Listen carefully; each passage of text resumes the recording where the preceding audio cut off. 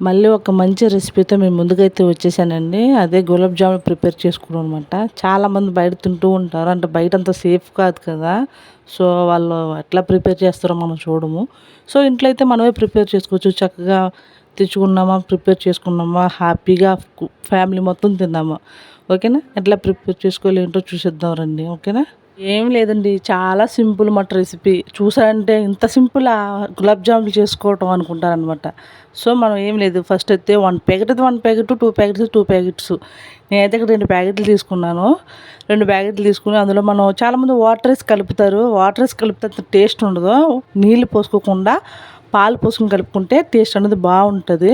మనకు ఆల్రెడీ ఒక ప్యాకెట్ కొంటే ఒక ప్యాకెట్ ఫ్రీ ఇస్తాడనమాట. నేనైతే 2 చేసేసాను. అంటే మా ఇంట్లో ఒక స్పెషల్ డే ఉన్నదని చెప్పేసి 2 చేసేసాను అనమాట.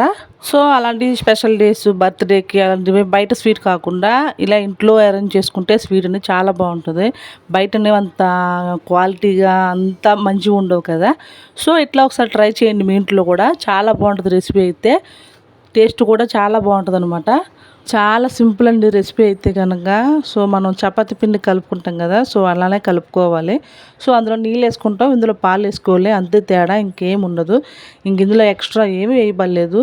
మనం పక్కన పెట్టేసుకుని మనమైతే ఇప్పుడు మనం పాకం పట్టించుకోవాలన్నమాట. గులాబ్ జామున్కి పాకం చాలా ఇంపార్టెంట్ కదా. సో, అలాగే మరీ తిక్కు కాదు, అలాగే మరీ లైట్ కాకుండా కొంచెం మనకి చేతికి జిగురు తగిలేంత వరకు కూడా పాకం పట్టించుకోవాలి.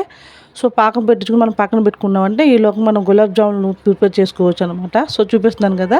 యాలక్కాయలు అయితే వేసుకోండి. నేనైతే 5 యాలక్కాయలు వేసాను. మీ ఇష్టం, మీకు ఫ్లేవర్ ఎంత కావాలనుకుంటే అంత వేసుకోండి. సో, చూసారు కదా, నెయ్యి రాసుకున్నాం. చక్కగా చేతికి నెయ్యి రాసుకుని ఉండలు అయితే చేసేసుకున్నాం. మనకి సైజు ఎంత కావాలో అంత చేసుకోండి. సో, చూసారు కదా, ఉండలు అయితే నేను ప్రిపేర్ చేసేసుకున్నానండి. నెక్స్ట్ ఇంకేముందండి, మనం ఇంకా ప్యాన్ పెట్టేసుకుని మనకు ఆయిల్ పోసుకొని కొంచెం ఆయిల్ బాగా హీట్ అయిన తర్వాత వేయించుకోవటమే. సో, వేయించుకునేటప్పుడు చాలా జాగ్రత్తగా వేయించుకోవాలండి ఇవి. ఎందుకంటే మీడియం ఫ్లేమ్లో పెట్టుకుని వేయించుకోవాలి. ఎప్పుడు హై ఫ్లేమ్లో పెట్టుకోకూడదండి. హై ఫ్లేమ్లో పెట్టుకుంటే మాడిపోతుంది, లోపల అనేది ఉడకదన్నమాట. సో, మీడియం ఫ్లేమ్లో పెట్టుకుని వేయించుకోండి. అది కూడా బాగా గోల్డెన్ బ్రౌన్ కలర్ వచ్చేంత వరకు వేయించుకోవాలి. అలా వేయించుకుంటేనే మనకి గులాబ్ జామున్ అనేది తెలుస్తుంది అనమాట మనకి. సో, అన్నీ కూడా వేళ వేయించేసుకోండి. బాగా కలర్ వచ్చేంత వరకు బాగా వేయించుకోండి. ప్రాసెస్ ఇది చాలా సింపుల్ అండి. పెద్ద కష్టమేం కాదు. ఒక 2 అవర్స్ అలా స్పెండ్ చేశారంటే మీకు జ్యూసీగా గులాబ్ జామున్ అనేది రెడీ అయిపోతాయి అనమాట. మన ఛానల్ అయితే సబ్స్క్రైబ్ చేసుకోండి. మరిన్ని నాకు తెలిసిన విషయాలు మరిన్ని మీకు పెడతాను. ఇంకా మా ఊరు వెళ్తాము, మా ఊర్లో జరిగే ప్రతి విషయాలు మీకు పెడతాను. సో, మన ఛానల్ అయితే సబ్స్క్రైబ్ చేసుకోండి. థ్యాంక్ యూ సో మచ్ అండి. నేను పెట్టే వీడియోలు అన్నింటినీ చూడండి. పిల్లలు కూడా చాలా ఇష్టంగా తింటారు. ఇక్కడ ఏదో చూడండి, మా వాడు ఎంత ఇష్టంగా తింటున్నాడు గులాబ్ జాములు. అలాగని ఎక్కువ పెట్టకండి, తక్కువగా పెట్టండి పిల్లలకి. ఓకేనా? మన ఛానల్ అయితే సబ్స్క్రైబ్ చేసుకోండి, మర్చిపోవద్దు. Once again thank you so much అండి.